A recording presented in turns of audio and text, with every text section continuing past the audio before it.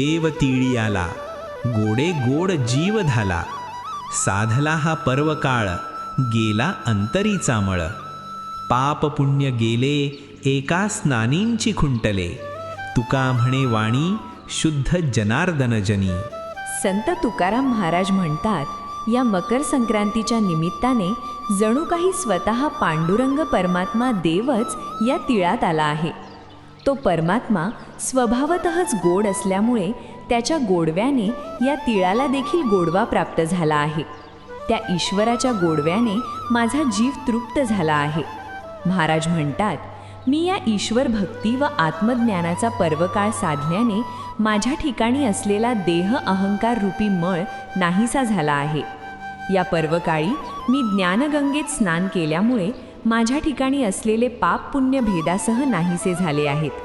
संत तुकाराम महाराज म्हणतात, सर्वच जणांत म्हणजेच लोकांत साक्षात जनार्दनच वसला आहे.